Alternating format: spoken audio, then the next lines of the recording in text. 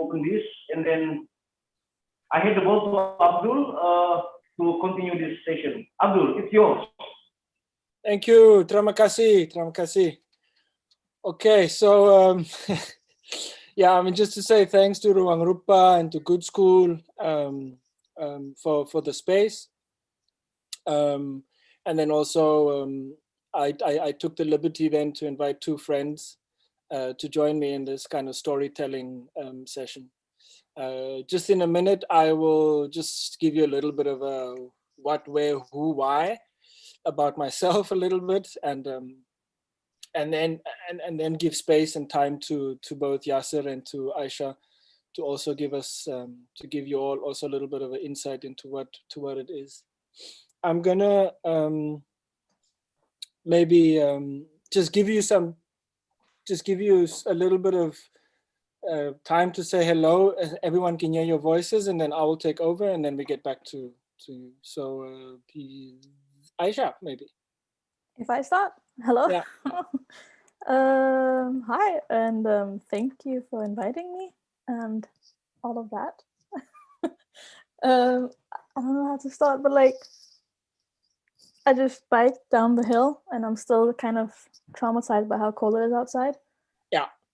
Even though I'm born and raised here, I'm still like, oh, it's winter now again. So it's as if I just don't get used to it. Like every year it just happens again and again. But yeah, I mean, what do? My name is Aysha. I'm born and raised in Aarhus, and I'm from the neighborhood called Gellerup, which is a non-profit housing area in Aarhus. How non-profit, some people call it also social housing area, but it's not really. When I think social housing, I think of English social housing, which is municipal made housing for people who are a bit more poor, whereas non-profit housing is an association that is for people who just want to own the things in collaborating the rent, if that makes sense. So it's a very like circular, quite unique Danish model from like the 50s, I think. Yeah. And it's interesting because now all the popular things is circular economy and sustainability and da da da da da. But yet these neighborhoods in Denmark now are getting more and more demolished from the state because they are typically classified as, mind my language, but in Danish, so-called ghetto areas, and they get onto a state-funded ghetto list. So it's like, yeah. So that's the neighborhood. Huh? Yeah, we'll get deeper into that Cool. that list. Yeah. No. Yeah. Yeah, in Cape Town, we call these type of housing like the majority of those housing is on the Cape Flats, and I think it has many similarities to the built environment, but also the kind of political reasons for why it was built. But maybe quickly, let's hear what Yasser's voice is, and then I can jump in, and then we can get along. Yeah. Hello. Salam bang. Salam bang. My name is Yasser Booley. I am from Cape Town. I am ninth generation Cape Townian. So I consider myself as being African, with roots in Indonesia, Indochine, Mauritius. Some people say the Arabian Peninsula, and then there was a great-great-grandmother that was Scottish. Okay. It makes sense. It's understandable that I come from, I think, one of the world's most underrated port cities, Cape Town. And yes, I'm a photographer. I've been working as a photographer since the early 2000s, but I've been photographing from the early 90s. Yeah, that's me. Yeah, cool. Nice. Okay, so I was gonna do the thing where I share the screen quickly, just for a little bit of context. So you all can see that, right? Yes. Mm-hmm. Amazing. Great. Technology. PayPal, Firefox.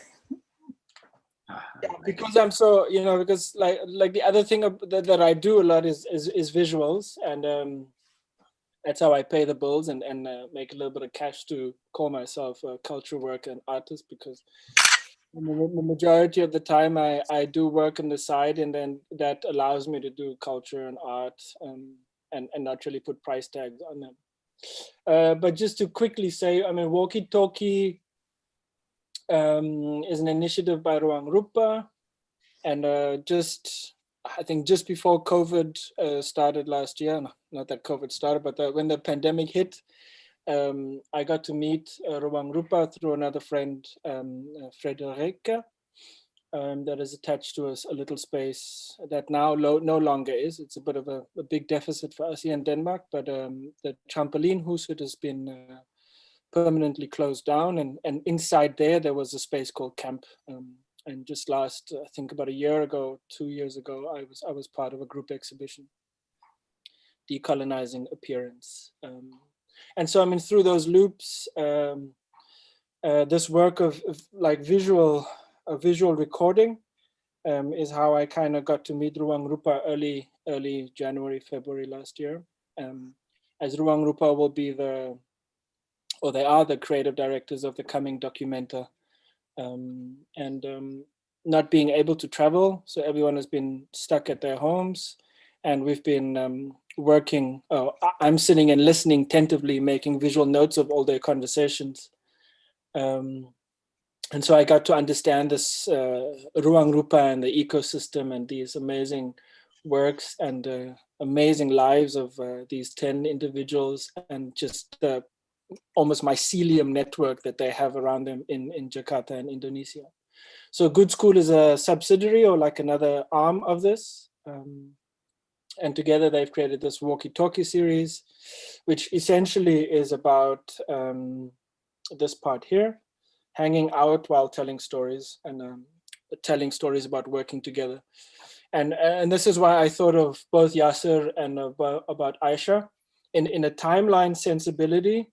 Yasser and I know each other way longer. We both from this port city, Cape Town, where Yasser grew up in Bo-Kaap. I grew up in the Cape Flats, but nonetheless, we were linked by a gravitation to work in the inner city. And then years of living in Aarhus eventually made my my path connect with Aysha. Which is a local. She's grown up here, and starting to getting to know her activities and to know the way she wants to do work really like resonated with me, and we then started collaborating. So yeah, there's in both these individuals, there's a lot of making, and there's also these kind of mycelium networks attached to them. It's just that they're one person that is connected to so many, and then they typically involve a lot of people to work with them. So just another little bit of context. I am so very much South African, or Azanian, or Mzansi, or all these other names we give, because South Africa, being a colonial device, is more fucking geographical location than a name. But that's another story for another day. And so I find myself holding these two spaces, South Africa and both Denmark, and not being intensely schooled. I mean, I finished high school, and then I missioned and, as we say, hustled my way into what I do now. But these four elements have always been very present for me. Creating art or making art, design, the ways of thinking I really love there, culture, working with people. And some years ago, I called it sustainability, but I'm getting really fed up about that word. So now I'm calling it survival, because in these days, there's many people in strife, and strategies to survive in this hectic world is a little bit more apt. So at times, these four things clash with each other, and this is where I get opportunities to make projects or to work with very different people. One in question, this is how I kind of met Ruang Rupa as well. Yeah. Then I wanted to stop sharing this screen and be very fancy and share another screen. Really impressed already. Is it? Me too. I'm like, oh, okay. Max, so yeah, so there's a little bit of sharing on this screen. So maybe just to get closer to where Yasser and I meet is to just show you a little clip here. I'll put just logistics. This is sorted. Francois has made this his baby, and it's done. That's my charisma. Because I don't think what I'm saying. People, the collective attitude.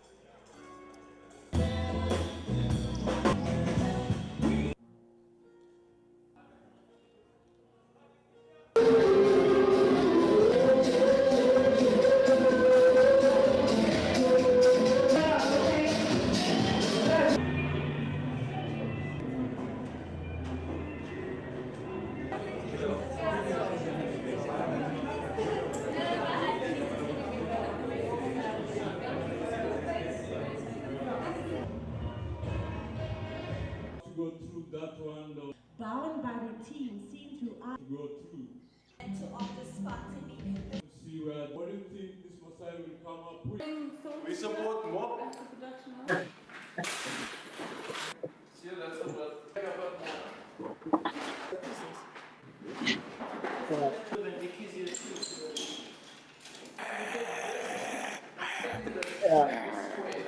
So yeah, I mean, a way younger me with way more hair on my head. But just a little bit of context. So Yasser and I, and as a back then it was quite a motley crew, but we banded together as individuals that really love the medium of photography. And not too many of us, actually, none of us were very schooled within photography. And this was kind of the glue that put us together. The other element was very geographical. A beloved cafe called Lola's Cafe in Cape Town. That was really a melting pot in this time in the city. So MOP came out of, I mean, we were pissed off, to say the least. And there was something called MOP, right? Month of Photography in Cape Town. Very established and yeah, very established. Anyway, we tried to get in and then we were told we can't. And then we were like, well, fuck it. And then we'll just do something else. So sitting on this corner. Let me just sorry, jump in right there. I mean, you know, the thing with age and also with things happening a long time ago is that the memory sometimes. So in terms of my memory, what it was that submission fee was quite expensive. Yeah, for sure. At the time, it was a lot of money, and if your work didn't get in, then you didn't get your submission fee back. Yeah, true. So, you know, because it was called Cape Town Month of Photography, we'd been a couple of times and we didn't see our Cape Town. So for us in 2005, without knowing, we were talking about representation. Because what you put on the walls is important, it has value. And so the opposite of that is also true. What you don't see does not have value in certain spaces. Yeah. And at the time, photography, the industry, the art world was monopolized by white folk in South Africa, well, in Cape Town. And we didn't fit neatly into the category of photography or photographers at the time. And so we decided in a very kind of, in the spirit of the Cape Flats and the struggle and to hijack their publicity. And so we added an extra P to the name and we called ourselves Month of People's Photography, and it was the two of us that started, and then eventually there were 14 of us, and yeah. And the true subversion didn't stop. I think we held it together for about 6 years, maybe even more. Huh? Yeah. From 14 or from 15? No, I mean, it'll be early 2000s now. Ooh, our okay. age. Our age is showing there. But also, the conversations around MOOC was very interesting for the time, and I can certainly say that we rattled the photography fraternity quite severely at the time. Yeah. I mean, we made bad friends. Not that we fucking wanted to be friends, nonetheless. But anyway, the subversion was even more deeper. So we circumnavigated all the galleries. We said fuck all y'all. And then we took it all to cafes, you know, and because we were all hanging out at cafes in the inner city, that became our major mission. And then we did something really, I mean, in the little video, what you saw was kind of our opening nights. It was the second year. The second year's opening night. Yeah, that's the second year. And in particular, this one was where Cape Town started experiencing what we now call load shedding. That means that our central nuclear power station cannot feed the entire country. So power would just shut down for like in the early days, it was just like 8 hours. No light, no electricity, nothing. The whole Cape Town was dark. But I was living quite close to this school that we hijacked this night, and we snapped candles in half, and as people were still missioning up to come and see it, we handed them a candle and they would mission through this dark school and then get into these different rooms and all these people that also that banded together these nights. I mean, also just again, if I could jump into a second. So we got given an entire primary school. So I think this was certain. This was the first time that this was done in Cape Town, and I can probably extend that to South Africa, where a group of Black artists self-started, self-funded, self-organized, and did a collective exhibition of the scale. Someone said that there may have been 600 people who attended that evening. Yeah, no, I was close. Yeah, 8 o'clock the lights cut out, and 8 o'clock was also our official opening time. So oh my God. I was on 2 phones, phoning everyone I knew who was coming to tell them to please bring a packet of candles. So it was also the first photo exhibition by candlelight, but amazingly enough, 15 minutes after the power cut out, we had 2 generators to power our PA system and the lights in certain areas. From Peter. Yeah, Peter Baden was there. Yeah, our first and only sponsor was a guy that all of us know in the photography world. He has a equipment hiring company, but he's passionate about photography and is one of the biggest supporters of photography in Cape Town. A guy called Peter Baden from Photo Hire. So he arrived at 8 o'clock, and when he saw the chaos going down, he was like, listen, I've got 2 generators that just came in off a job, fully fueled. And because Newton was one of our collective, Newton went down to the space, got the van. Like I said, 15 minutes later, we were up and running. We had power. I mean, this the why I'm mentioning it is because I think for many of us, those 14 people that were like gathered or kind of melted together, the important thing, or like stuff was emerging or coming up, and we were all so in it, all in the headspace of, okay, how do we make this work? And so each one fed a piece of what they could in, and it carried this thing for 5 years. How did it look after? Yeah, sorry. How is it now? Like, did you guys feel some kind of movement? Like it started a movement, like even when you were done with it? Like, how is the scene today? Yeah, I mean, I would say more photographers of color, or more photographers from the Cape Flats have become more seen. Amazing. Also, I mean, in recent years, Cape Town has become kind of a little bit of a mecca for the film and the photography industry. We've got all the major brands in Europe coming to shoot their catalogs and their whatever's down there, and every other second fucking science fiction or Black Pirate or whatever is being shot in Cape Town. So, I mean, it's booming. But when we were putting this on the table, nah, you couldn't call yourself a photographer. You needed to go to a school or to get a chappy or get a badge. Of course. So, I think one of the important things was that for the first time, it was actually, like I said, Black artists, putting their work and their worlds up on the world. So in a way, it was an event that qualified us in the public space, Mm. you know.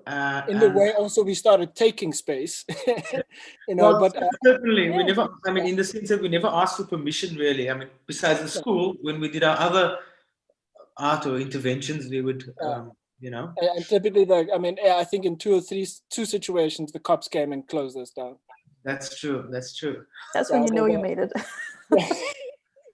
Yeah, I mean, the classic thing of the first one was, so Rosano, one of the also fucking ace, prolific DJ from the 80s and still going, like a beacon for hip hop and a beacon for spinning the decks. I mean, as the cops come and they're like, so who's in charge? You know, I stand forward, and then, you know, the cop proceeds and taking out this fucking pad of paper to now write a bull or a fine. And he's like some 10,000 something, and then he's like, okay, so whose name do I need to put on here? And amazingly enough, each one of the 14 then comes up and says, "No, I put my name on, man. No, put my name on." Right? And then you can just see the cop is like, fuck, I'm not in the mood for this. And then as they leave, classic as he is, Rosano puts on NWA, fuck the police, and yeah, that is one killer fucking night. But I mean, enough about my minus. Maybe we should give time to both of you all also to talk about or to tell stories about your ways of collaborating and your ways of making. No, who wants to go first? Aisha. Okay. I'm just like, oh. Ladies first. It's so nice to hear you. Like, I mean, I've known, Abdul, that you've done a lot of things before you came here, of course, and I've seen your model pictures and I've seen your things. We ain't talking about that. I know, but I've seen them. But like, it's just nice to see them, like that video and like meeting folks from your crew, kind of. Yeah. Yeah, I mean, there was something you mentioned that I just kind of lost it in my head now, but it reminded me, with the whole, like, now it's booming in Cape, like with the photographers and fashion and so on. And it just reminded me of Gellerup, like where I'm from. There was a short period, like a while ago, where brands were also like taking photo shoots for the collaboration in the opgang. Yeah, the passageways, yeah, and like in that rough looking concrete areas. So it's just, and like the whole thing about also, as you said, so like back then you did something that today is known as representative works and so on. Like, I've been working since 2012, 13, but like hard working on Andromeda, which is the platform I run, has been since 2017. But like, it has always been quite collaborative. Like, I've always worked with people, and I've always, in the beginning, worked for people, which also led to me being more and more tired because I was just like, why am I always like doing the work? You know, like people asking, oh, Aisha, can you help that person to do the thing? Or like introducing for the whole area, or like a lot of work actually. And I was just like that, like, what's it called? Really, the kid that doesn't get paid. The volunteer kid from the neighborhood, right? Yeah. And me and Nushan and Alex and Nadia, we were all like having these conversations quite a lot in 15 and 16, where we're just like, how come this neighborhood is constantly run by like very top down and like always municipal always structure. Like, yeah, municipal structure. And then we just started to like do, back then I did something called Smag eller Gellerup, which is taste a la Gellerup. So like it could be everything a la Gellerup, which was quite I did that with Alex and Lina Lone. And then after that we did Andromeda. And yesterday we had an event where we talked about, like, there was a person who asked about the whole, how do you plan your things? Like, do you go to Ulfa? Like, do you in advance think of the target group, or like, how do you do your things? And I was just like kind of panicking because I was like, shit, I never like actually thought of of the people from outside of my neighborhood, or people I like, white people, for example, because that was the question. Like, have you made work for people that is not necessarily with the same mindset as what you have, and the majority, and so on? And I was just like thinking about that quite a lot. Yeah, I mean, Like, that question was also coming from a very academical space, right? They were exactly. like, well, how do we actually do research there? Exactly. What's the best way? I was like, yeah, you actually come and live there, come and be there. Yeah. And then, you know, come and share food with people, come and do the day-to-day as opposed to. And don't do how do we go to them as if they're like some alien like thing out there that is impossible to get close to. Yeah. But that just, I don't know, should I maybe just show some pictures so people know how? Please do. Okay, so now is the interesting thing. I see a button that says share screen. Yeah, the little green one. If you click on it, then it'll give you a few options. Host disabled participant screen sharing. Well. Okay. Then Mirwan, can we get a share screen possibilities for Aysha and for Yasser, please?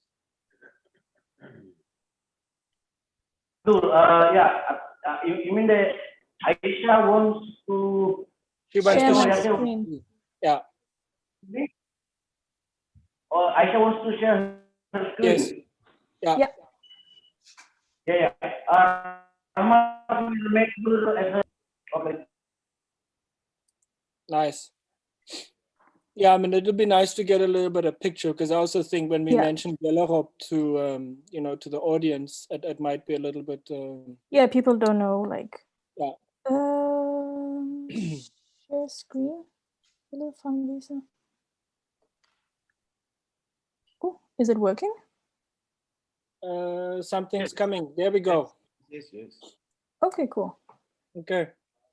So like this down here is the city, like inner city of Aarhus, which is also a port city. Like Cape for South Africa is a port city also, right? Cape Town, not Cape Town, yeah. And then we have this wing, which is all of this in here is kind of like what is considered like the city.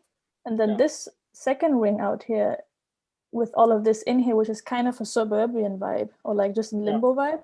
Like and micro suburbs. Yeah, like small villas and like just actually really random kind of forgotten area, I would say. And then out of the second wing is where the big lake is and the hills are. And then we have these, which is Gellerop, and we have Bispeheim and some others. Abdul, I think, is like up here somewhere. Yeah, I'm just further up here. Yeah, but also outside. Gellerop, and I would say like it's quite a like a modernistic, like brutalist area in the sense of like the buildings, how it looks. Yeah. But yeah, I mean that's where I'm born and raised, most of my life, and I did have access to the city, which is always a question that people is like, oh, like how do we connect these two city parts, as if it's like so far away. But there was buses and there was. I think it's a 40-minute walk if you go, kind of. So it's not quite far away. But yeah, that's where I'm kind of where I am. Oh, let's see if this works. Yeah. So this as is I meant, Gellerop collaboration. No, this is oh my god, Smij eller Gellerop, which was the first thing I kind of did like for real, because before that I did something.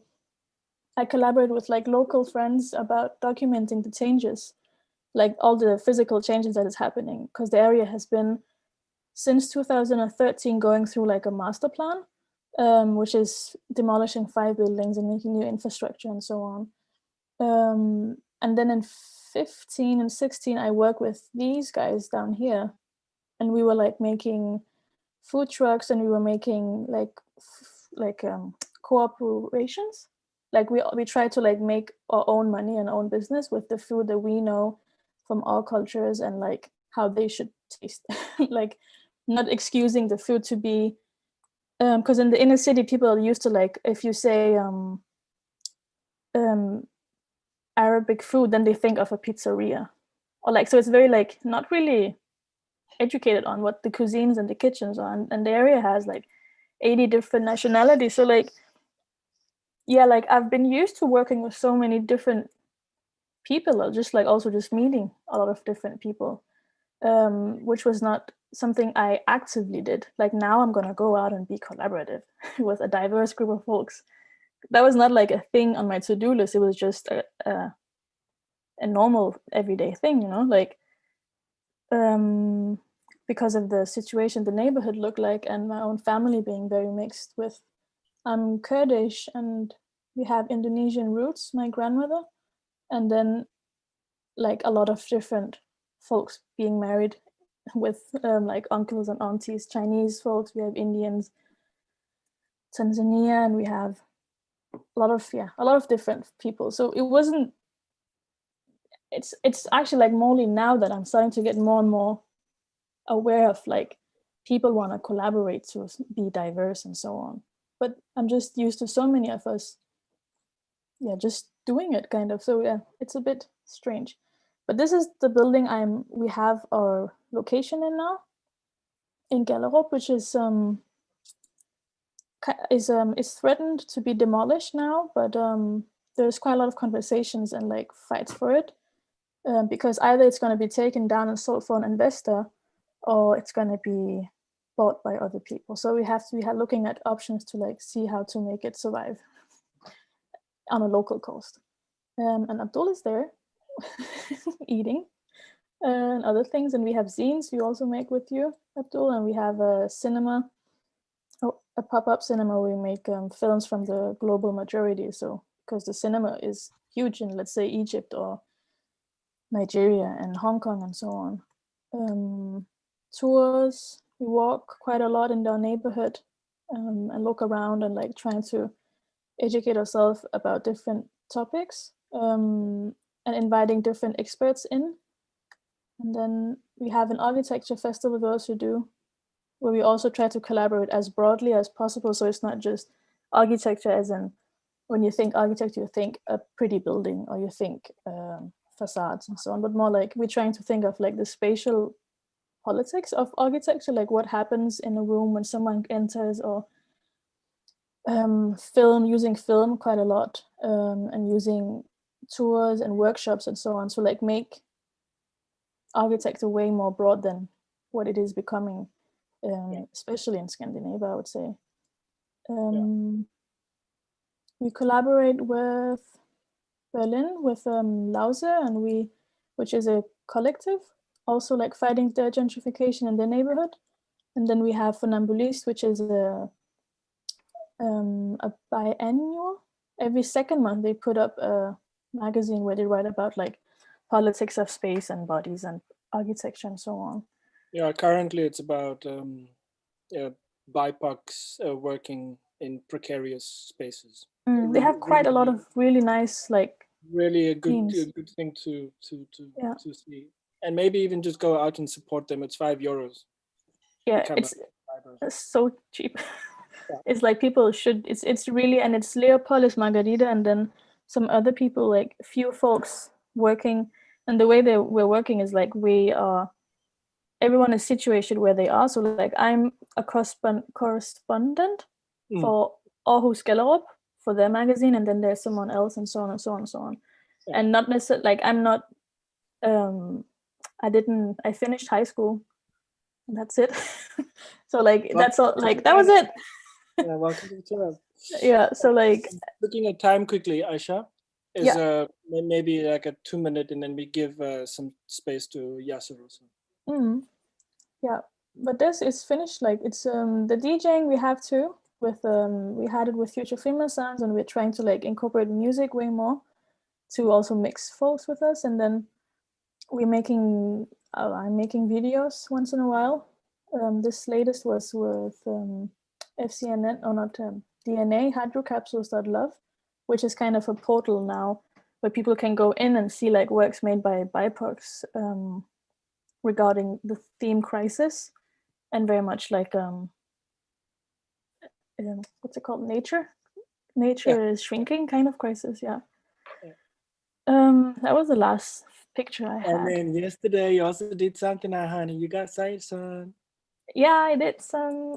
I did the tour, like the demolition tour, which was the this one, we usually make these in like out in the room, but because of COVID, we could not go out. So the university asked for a video of, or they were like, can you give us a walk, but Corona friendly? And then I thought of making it online or a video of it.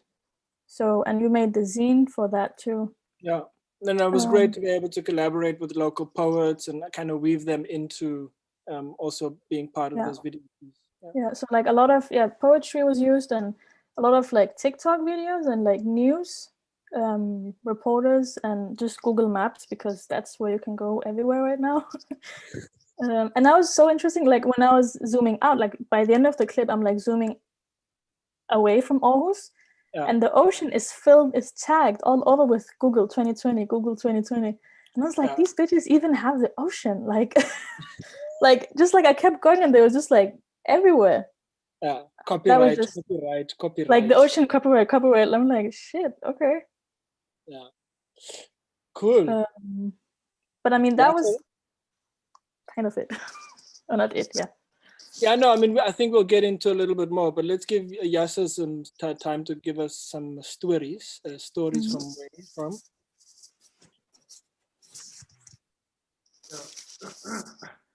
So I guess it's my turn to share the screen. But before I do that, I'm just going to shut the door quickly. I had to open it because I was smoking an AG in the kitchen.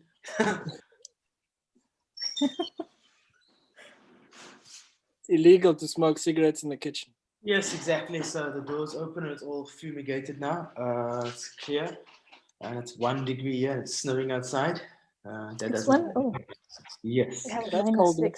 So shall I start? Let's attempt to share the screen. Yeah, you've got co-host, so you can. Okay. I'm just going to go share. And I don't know, does that make sense? Can you guys see a lot of different things? You can see a lot, yes. Okay, all right, that's how my brain works. I'm just going to do this quickly. So, again, something that myself and Abdul collaborated on. This was the last time I did it. This is an area in the Bo-Kaap, which is where I'm from, called the Kustas. It's kind of an unused piece of land. There's some houses close by, and there's this gorgeous, massive wall.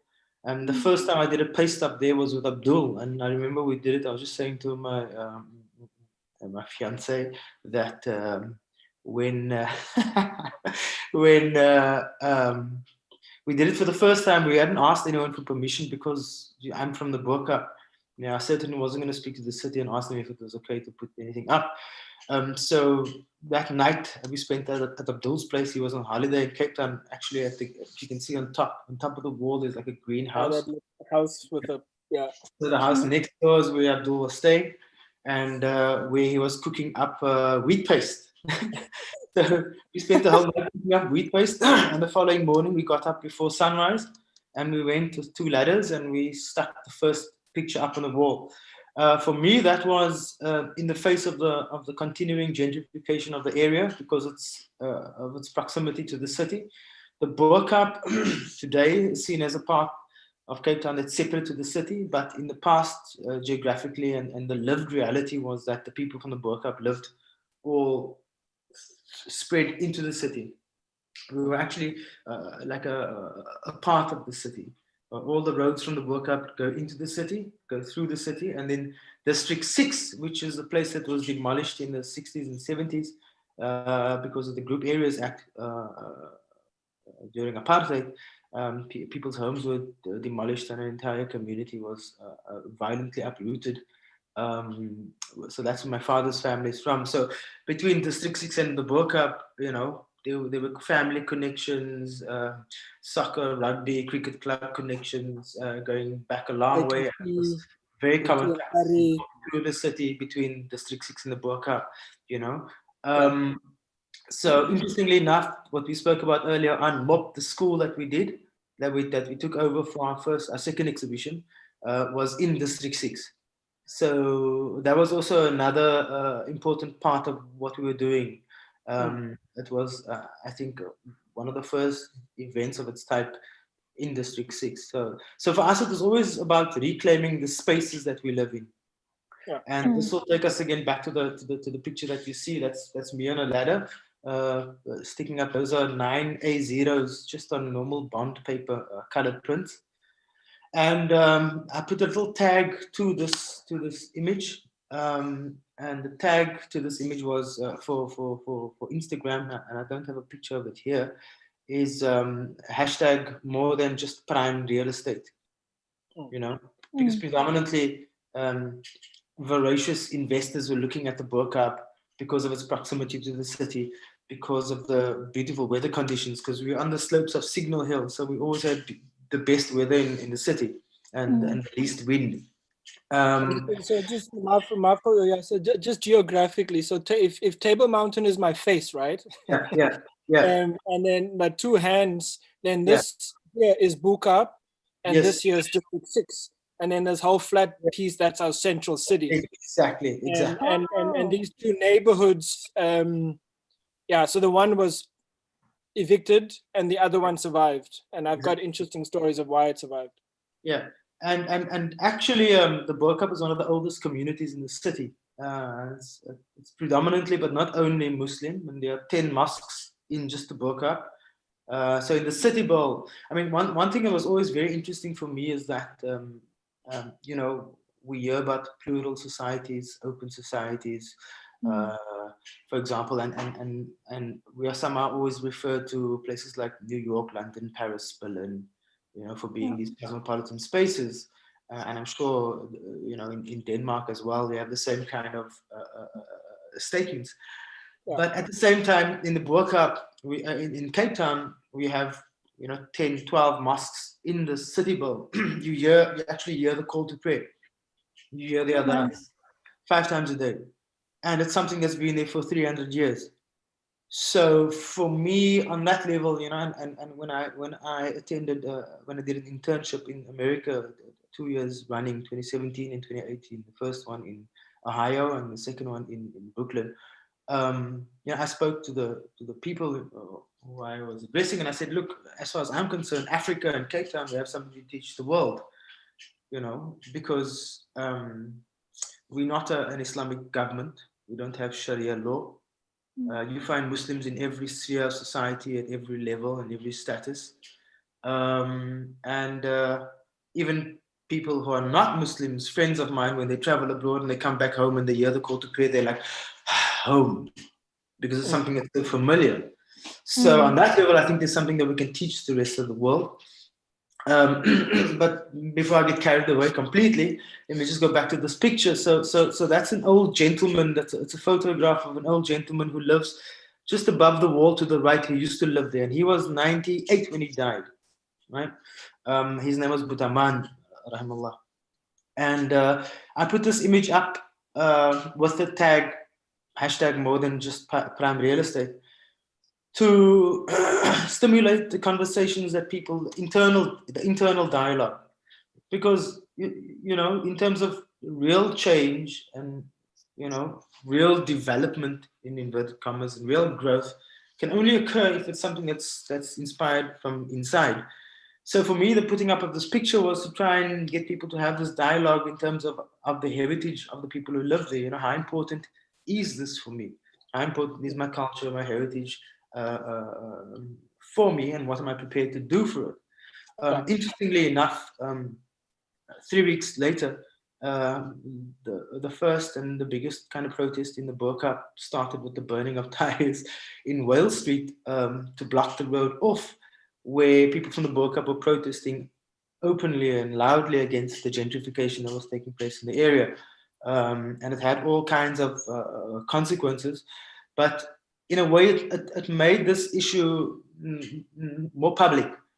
And in Afrikaans we say, in Afrikaans we say onsmakelijk, you know, or rather distasteful. So for me, there's no way to compete with gentrifiers, and I don't really like the word gentrification, only because it's an impersonal concept that does not make for identifying those who are responsible.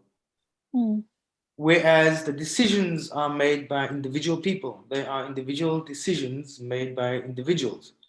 And so it's this whole idea of the modern corporation and the corporate identity, where responsibility for bad decisions that affect a lot of people, and there's no one to take responsibility for that. So that's why I don't like the word gentrification.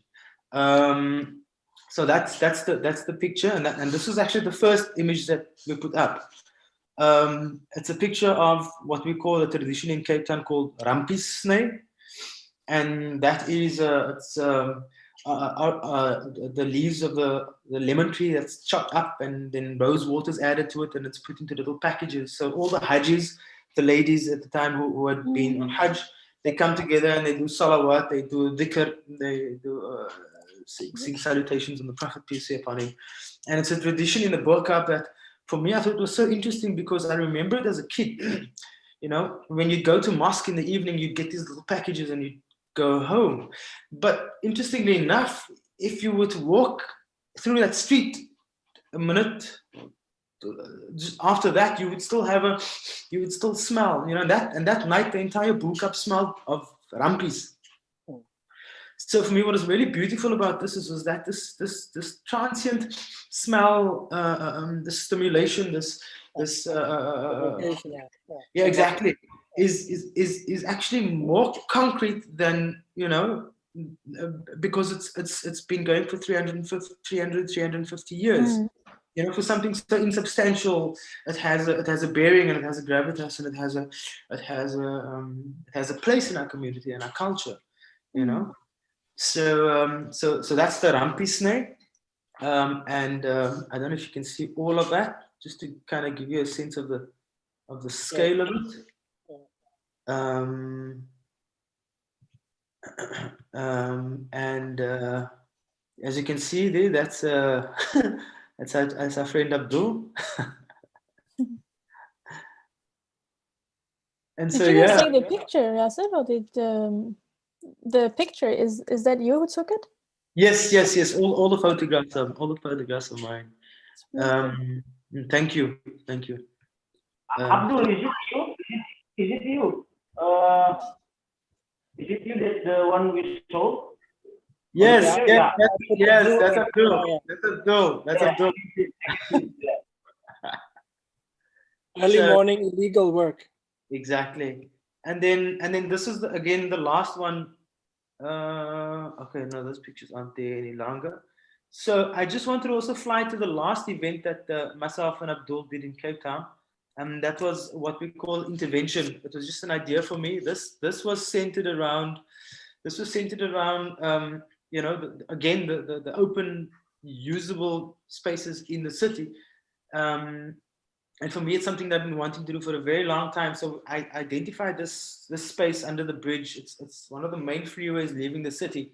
And again, this is in the background under the bridge. You can see this is basically District 6. Again, the same area that we were speaking about earlier on. So for me, the idea was to create a platform where we could have a conversation about, how important is the history of the city to the city. And when I say the city, I mean the municipality and the governing structures, because the history of the place lives in the people, but the people of the place can no longer afford to live in the city. Yeah. So for me, that shows that there is no real, there's no real desire on the part of the city to actually, preserve the cultural richness and the heritage of the city, because as far as I'm concerned, it's one of the most money you can afford to live in the city. Or a particular neighborhood, right? Yes, completely. And for me, that's very unfortunate. So this is the bridge, and then that was the poster that we did. As you can see, it was quite cryptic. People were, hey, what's it about? What you doing? And I said to them, listen, if you want to come, then come and check it out. So where under the bridge, Woodstock, Cape Town, next to Stardust. When, the date and the time, who, us, what, come and find out. Okay. And it was really interesting because there was about 60 people. Yeah. And what we did was we set up screens. Again, you can see it's a scrim, what we use on photo shoots, that we used as a screen. And I projected some of my photography and a video. We projected it out of the back of a car. We had generators to power the projectors, like that. Yeah. And there were 2 of them. And then we also had a live double bass player, Claire Phillips, and a good friend of ours playing the drums, and his brother. And you can see, I don't know if you can see Abdul standing there with a light in the background. So there are the 2 screens. And yeah, that was the last project that we did. So there was a collaboration, and for me also interestingly, it's very cool. Yes, thank you, really cool. thank you. And for me, what is important about that was, you know, sometimes having conversations is determined by the space that you have the conversation in, right? And for me, this was because, like, for example, if you meet in a boardroom, there are associations, there are certain understandings about the boardroom that rules of engagement, no? Exactly, pivot our understanding and our perception and our expectations of the space, and that influences the engagement. So for me, it was important to have this conversation in a completely different space, you know, to really open up the possibilities.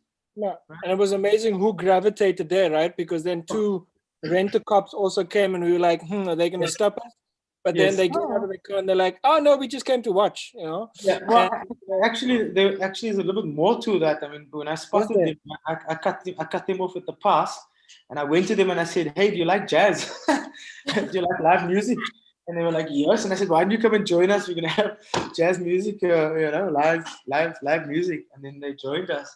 But just the very last thing I wanted to talk about was, because this is something that's very close to my heart, is the Africanist project. And very quickly, this was 2 years ago, 2017, where basically I was collaborating with an engineering consultancy, a multinational engineering consultancy, who were using design thinking as a way to chart their future into the African continent. So for them, the narratives were important. So for me, I wanted to travel to Zanzibar on public transport for a very long time. And then this was the way that I was going to do it. But for me, also power dynamics and power relations is important. So I spoke to at the time, it was a gentleman who was the director of innovation and transformation at the company. And I said, look, whatever transpires between the 2 of us, that's how it is. And that's what we agree on. And whatever you need to do in your bureaucracy in the background, you have to do that. But for me, in terms of power dynamics, it's the same. Yeah, it can take. Yeah. Okay, time was. So the bottom line was, for me, this was about exploring the possibility of a common African vision, and then also asking the question, where does this African vision reside? And then contributing to the raw materials that will build this common African vision. And so this is, I'm just going to fly through these. These were the 20 images that I sold to the organization, the company. The money which I used to fund the project. So they didn't fund me. I pre-sold images, and then I paid for the trip myself. So these are the selection of images, and it speaks to Africa that has self-worth, an Africa who values its traditions and its heritage and its culture. And it includes everyone, you know. This is in the bus in Zimbabwe. I was crossing the border. This is in... I mean, just to give you a mission here, it's that he started here and then missioned all the way up. Yeah. To get to, I mean, that way. He was going here to Zanzibar. Exactly. So it's kind of halfway up Africa. Yeah. You know, so I took trains, buses. Abdul, when was you made the tattoo on your right hand? Oh, when I got married in 2007 or something. Oh, I see. Yeah. Yeah, so that's that. And how do I give the mic back? Yeah, maybe take it, because I think there were some interesting elements. Andan, you should just give us a notion of what the time element is, but we'll try and just do a little wrap up quickly. I mean, I think there were some really nice shitty English. That there were some really good ways of how collaboration has been playing between us, and also just like collaboration that plays beyond like our friendships in a way. Yes. I think some of the interesting aspects I just wanted to say is the similarities of this kind of taking space, holding space between what I've seen like happening in Cape Town, and also now the way I and Aysha are working, is to insist that that the neighborhood in question has value, is of value, and like urban development is not really taking that into consideration. You know, like they're building for their own egos without considering the people that need to occupy these abodes. You know, steel, metal, glass in sharp lines for a psyche that comes from way different means. I mean, And so that negation in the urban design has always been fucking irritating, and this is what Aysha and more what Aysha and her collaborators have also actually tried to like stake a point, you know. Sure. And also just like doing things like, I think in the beginning you were quite a lot like also angry and like doing direct resistance. Like now we are doing our thing because we were tired of not being allowed to be in the room, kind of. So we just made our own room, and that did have quite a lot of like negative consequences. But now I think also like we're still, just by merely existing, is kind of a push for the majority of Denmark in a way. So like me and the people I work with, we're just like doing things now, knowing that whatever we do is in a way a resistance, because our being in Denmark is very political, and everywhere else also. So we're just doing as much as we can with people we care about and we are interested in knowing, and so on, to gather more people to dare to do that. And it was also great, Yasser, maaf to break your word, Aysha, just where you were saying, you know, like the space being able to help the conversation, right? Yes. So Andromeda is actually now in a previous preschool, and we have a very large kitchen, and that kitchen has become a really good hotspot for conversations, you know? Where decolonize your taste buds as an activity, where people can come and make food with full taste like your granny made it, you know, not watered down, sterk, hard, warm, and all the dishes that are whatever. But so it's interesting that space also plays that like collaborator role in these activities. And that the sorry, I'm cutting you out again. And that the collaborator is also just a local, or just another, in my case, a brown person, like, because usually they used to collaborate with someone that is completely from outside, or like far away from their like existing reality. So I think that's also the interesting thing, that people get in and collaborate or meet with people they can relate to in a way. I think also what we're speaking about can be looked at from a different perspective. With regards to that thing of kind of urbanization and the general kind of trends, we must realize that what we're contending with essentially it's structure versus human beings. And when I say structure, I mean that everything about the Western paradigm is regulated by structure, in the sense that everything has its rules of engagement. From getting a parking ticket and the process that you need to go through to pay your parking ticket, to paying your electricity bill, to voting, to, you know, how you behave at the bank, what the conditions are, what are the power relations between a bank. We don't operate necessarily with informal structures. We don't necessarily deal with people. So, for example, and this is a very, let's say, exaggerated example, but in Switzerland, if you're standing at the street and the little man is red, no one will really cross the road. It's the same In here. Africa, when there's no cars, you cross the road, right?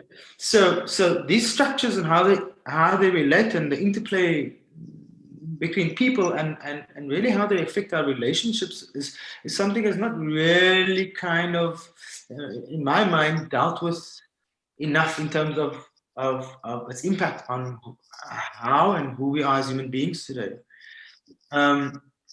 So we need to kind of then look at what are the policies in terms of what are the economic policies and what are the indicators that are used by institutions in terms of how they define success, how they define growth, how they define development. And we know that the health of a country is the economy of a country.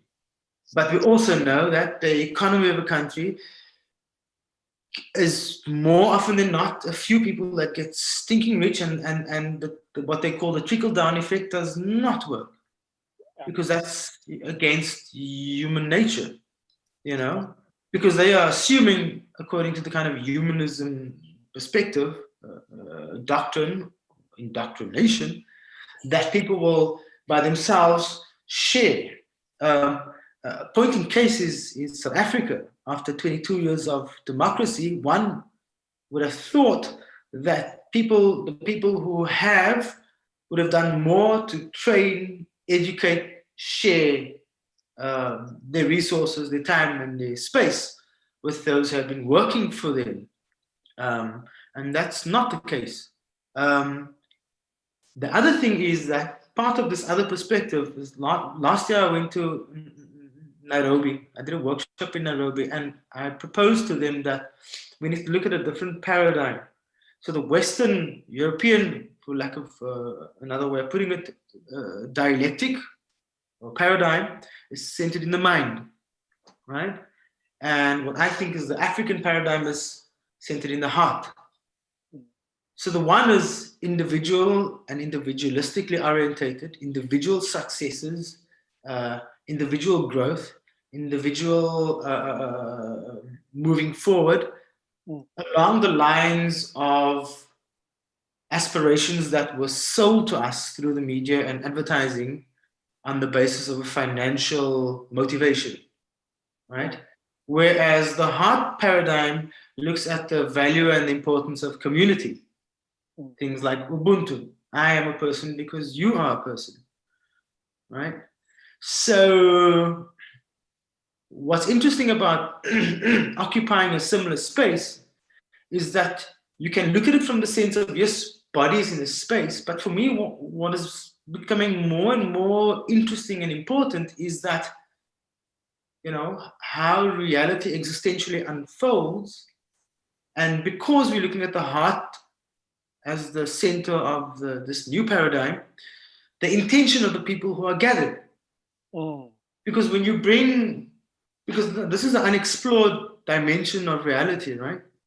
When you bring what we call the right people, and more often than not, it happens by what we think is coincidence. But on another level, it's actually your gut when you're thinking who would be a good person for this space. It's almost like a bodily reaction. So when you bring these hearts into a space and you galvanize the intention, then interesting things unfold. And like with MOP, time and a particular time is also a very important ingredient, because everything has its time. You know, and that's something that we kind of forget about, in the sense of when things are unfolding, you know, sometimes you feel, and I think it happens to everyone, sometimes you just feel, okay, you started in and you're in the flow and the right things are happening and you're meeting the right people. So for me, one of the questions I asked at the workshop is how do we use serendipity, right, as a structural input into a project rather than a happy coincidence at the end of the project? I mean, you're touching on some fucking amazing stuff. And in the conversations that I'm sitting with Ruang Rupa, there's mini clashes happening as well, you know, because it's collectivism clashing up with, in a sense, like documenta, and I'm finding it beautifully fascinating. Amazing to see that how people are coming into this, you know, with the intention. And also that this, something that I've learned from Ruang Rupa is this kind of hangout, like in the hangout stuff loosens itself, you know, Yes. where you feel, okay, shoulders can be down, I can speak the way I want to, I can throw in what I want to. And out of there comes something, and 5, 6, 8 of us starts acting on it, and we let that flow, we let that go, you know. I mean, And, I could just interrupt there. You touched on another very important point, and this is also an aspect of the workshop, is that in the Western paradigm, we set an agenda. We shape reality according to what we want, not necessarily according to what there is. I remember, for example, before the workshop, I was asked, so Yasser, what are the measurables? What are the outcomes? Because I need to send this to the funders. And I said to my friend, I said, Drew, this is what you're going to have to do. You're going to have to, within your structure, create a space for me to be free. Because I don't know what the outcomes are. I don't know what the conversations are going to be. I don't know which energies I'm going to be engaging with. I don't know the people who's going to be in front of me. Right? So in that particular perspective, I mean, everything in the world runs like that, right? There's an intention behind it, and here's the agenda. Development happens like that. Here's the top-down approach. Right? But when you allow the space to engender the reality according to a mutual direction, then incredible things happen. Yeah. You know, so the space and the time is actually also an element. Yeah. And the fact that there are no space to it now, yeah. And the fact that there are no preconceived notions, it frees you up. Yeah. You know, and it allows you to engage with reality in a manner that's not prescribed. Yeah. But I mean, that's a difficulty, right? I mean, Aysha, we could be testament to like working within. It's like you have to work within a certain way because this is the way it is, and knowing that sometimes the collaboration needs more time and more hangout and more conversation and more being. But that's also my big issue with the whole, like, what is your målgruppe? Yeah, your target group. Your target group, like, where do you want to be in like 10 years, 20 years? And I'm just like, first of all, we just want to be and we want to see each other being, you know? So it's like, it's so frustrating, like, that they do not see it. Like, these people who are used to working in such like rigid systems and like, yeah, the top-down thing. So I think that is also a really important insistence, or like, yeah, like to keep being like, yeah, we need that free space if you want to work with us. And we're going to do whatever we want to do in here because we cannot foresee what will happen. Or we can actually do that, but then it will be like your work and it will not be nice, or it will not be good for anyone, and so on. Yeah, interesting. Whoa. Also, interestingly enough, and this is the other thing, this is the methodology of adopting a value system that is not intrinsic or indigenous to who you are. And when I say indigenous, I mean indigenous within your skin. Right? And this is a concept that I'm thinking about more and more, in the sense of coming from where you come from, in the sense that regardless of who you are, valuing your own tradition, your language, your culture, your heritage, your legacy. Yeah. You know, and the fact that predominantly there's this world monoculture which subliminally imposes a hierarchical structure in terms of how we value certain types of people. Whether it's by the color of your skin, your sexual orientation, your religion, whatever, it doesn't matter. You know, but for sure, and I mean, I don't have to be, obviously there's a predominant worldview. Yeah, no, we, yep.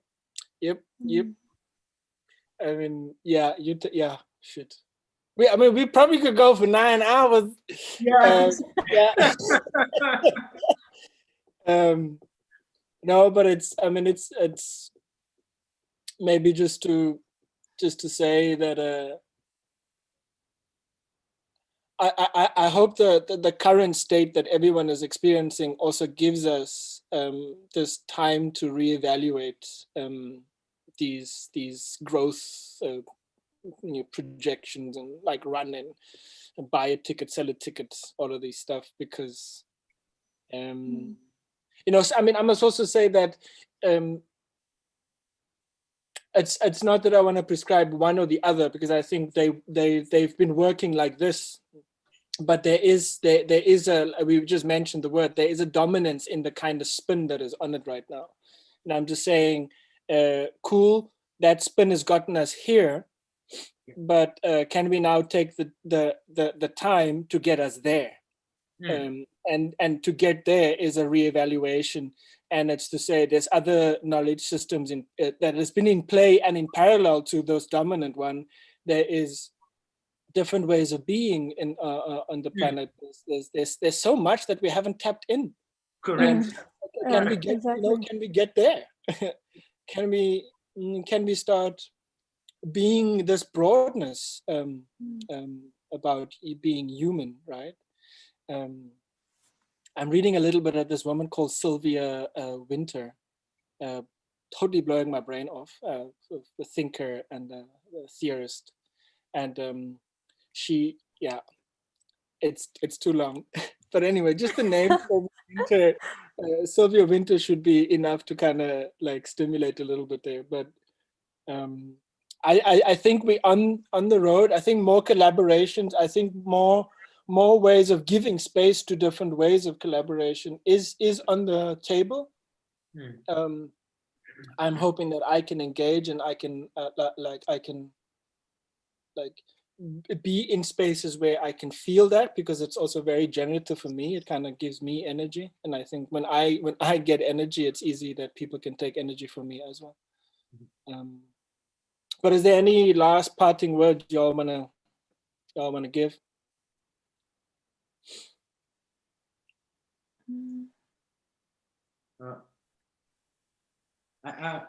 Well, I think the job, because this has always been my argument, you know, with regards to development and kind of NGO work, is that this notion of standing behind someone's shoulder and going, okay, this is good for you, that's good for you, this is how you have to be, this is what you have to do. In some instances, you know, one could argue that it does work, but I think at the core, the functional mechanism of that is that when someone believes that they are capable, that's when transformation happens. Exactly. Yeah. So I think certainly for me and my work, you know, it's that thing of, you know, touching one person at a time. You know, that's all you can really ever do. Yeah. So it's the individual conversations that you have, and the more people start having these conversations, then possibilities, you know, start to emerge. Yeah. And this, just to kind of finish off, touching again on earlier on with regards to this common African vision, the concepts and the words that we have, that we think with and that we use, they shape the way we see the world. They shape the way we see ourselves, and they shape what we believe to be possible. So part of what I'm doing is having this conversation about how do we change that. In other words, the long and the short of it is, who gave you your words? You know, and what of it have you chosen for yourself? Yeah. Ooh, Chad, I love this philosophicalness, honey. What says Aisha? What do you want to say there? No, it is. I mean, it's really a lot of good things you're saying, yes, but I'm just like taking it in. So yeah, yeah, it's like. I mean, there is a recording coming undone, right? Yeah. I think also, like, for me also, I think the last thing I would share more than say is just like, exactly the thing about like the more like enkelte sager, like one-to-ones, or like as you said, like let's start with 1, 2, 3, and then that will inspire. I'm dyslexic for 4, 5, 6, and so on. I was like, oh, numbers. That's also the same thing that I'm working a lot about with you and Abdul and other people. Like the whole like I think it's powerful that we dare to work with each other, us who are in these like situations where there is, in my case, let's say like living in an area that is so politicized and so on, that we actually, us people, we dare to just be like, of course we resist and we all of that too, but we also should dare to meet one another on a human level and just like support and be more, because I find the competition is also quite intense still. Like we are in many ways here in Europe or Scandinavia, like still very European and very Scandinavian in the sense of the capitalist like competition mindset. And I just keep, so that's like a hope I have, that to keep working on this, like make that we somehow can be more around each other and hang out without being the fear of, oh, which one is the good one of us now in this very Western telescope situation, if it makes sense. So yeah, I just I agree quite a lot about the here and now with the ones around us, and that will inspire more and more instead of planning to do I don't know what like in the future. I think Terima kasih, syukran. Sama-sama. Yeah, it's a very intensive and very solid conversation for more than 1 hour. Yeah, oops. I hope that we can do more like this in the future when everything is going back to normal, and then we can meet in person to discuss, hang out while having coffee. Okay, I'm on it. Yeah. Yeah. And Yasser, and Aisha, thanks a lot for your time.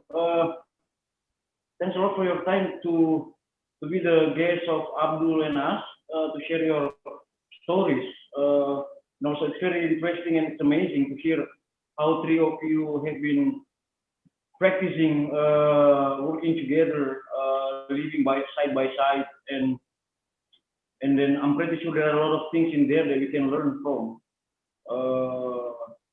Abdul, maybe you want to say something before we close this? Yeah, I mean, maybe I hate the word close. But anyway, close. Yeah, no, open. Yeah, open end. But the thing is that everything that has been open is supposed to be closed. That's the problem. That is true. Yeah. No, I mean also just to, I've always enjoyed being able to speak at a speed and at a when I don't put any bars on my mouth, and that happens when I'm close to someone that comes from my reality, or someone that I've invited into my reality. I think like you're able to kind of make these connections and have conversation that is just outside of your normal, and putting things together that really echoes. What for me has been really interesting in this session, and thanks again for being here, is that the conversations that I'm sitting in with Ruang Rupa and what we spoke about just now is so close. It's so, there's so much happening right now in trying to create Documenta under the circumstances of all doing it through a damn screen. And knowing that there is an aspect of time and there's aspects of intention, and that we are still persevering, through all the difficulty, and that's very encouraging for me. That's very enlivening for me also. So thanks very much. I hope you all have a lekker weekend, a nice weekend. Yeah, it's a rainy weekend here. And also hope you also enjoy your weekend in there Aarhus and in Basel. Yeah. Yeah. Thank you. And then maybe someday we can meet in Cape Town. Who knows? Yeah, my bro, always. We'll Yeah, come out. I'm We'll- really looking forward to visit the grave of Sheikh Yusuf, the Tuan Guru. Yeah, Yeah. that is, I mean, there's, as I said, there's a set of kramats around the mountain, and then there's a few others. I think there's also maybe one in Makassar. But Yeah, there's one in Makassar and one in Banten. yeah. I think we should establish this Indonesian link back to Cape Town and Cape Town up to Indonesia again. You know, this would be amazing. Okay, thank you so much. And also, Rahmat, would you appear on the screen? Thank you so much for your. Thank you. Yeah, Abdul, I think we will meet Rahmat many times again in the future because of he's doing the website of That big Rupa. work he's busy with. Yeah. Thanks again for all of Thank you. for all of us here. Stay healthy and then hope to see you in